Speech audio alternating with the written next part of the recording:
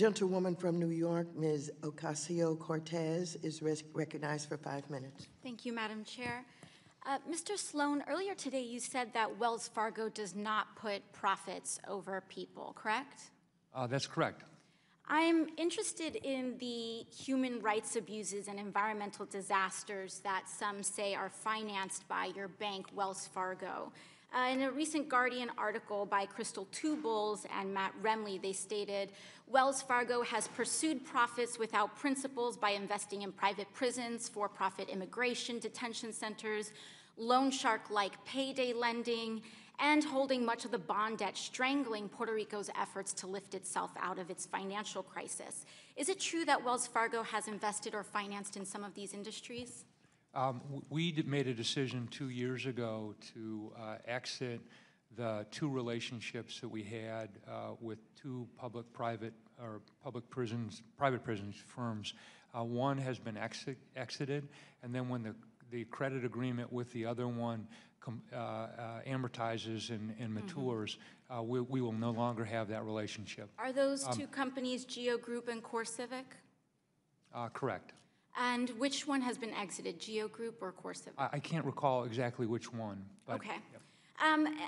Madam Chair, I'd like to seek unanimous consent to submit 3 reports highlighting the bank's role in debt financing these groups, the for-profit prison companies running ICE detention facilities. Without objection, such is the order.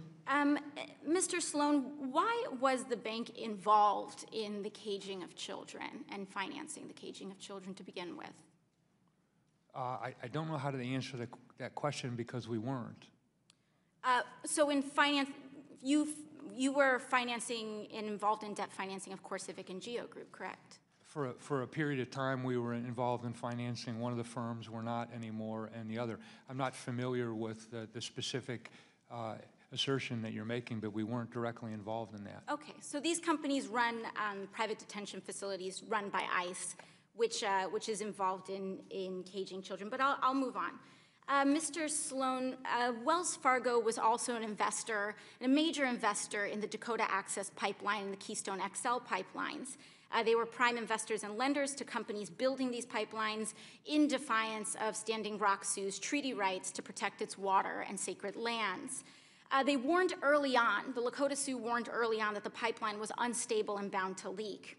Despite that, it was built anyway, and it has leaked at least 5 times. And the Keystone XL in particular had one leak that leaked 210,000 gallons across South Dakota. Since Wells Fargo financed the building of this pipeline in an environmentally unstable way, why shouldn't the bank be held responsible for financing the cleanup of the disasters from these projects? Which pipeline are you referring to? Either. You know. So we were not involved in the financing of the XL pipeline.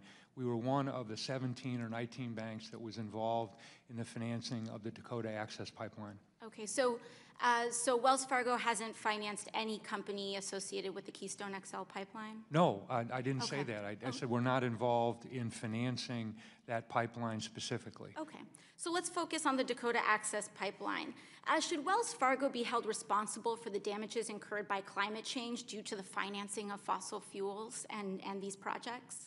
I don't know how you'd calculate that, Congresswoman. Say from spills, or when we have to reinvest in infrastructure, building seawalls from the erosion of infrastructure, or cleanups, wildfires, etc.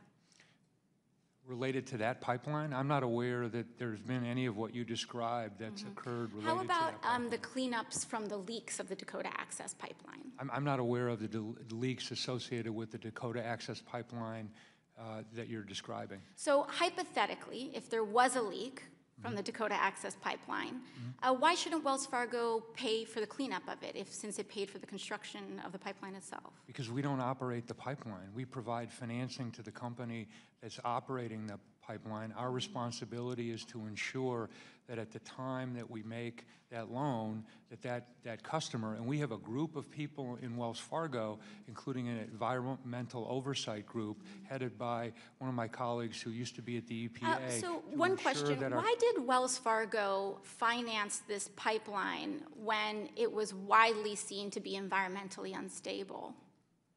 Again, the reason that we were one of the 17 or 19 banks that financed that is because our team reviewed the environmental impact, and we concluded that it was a risk that we were willing to take.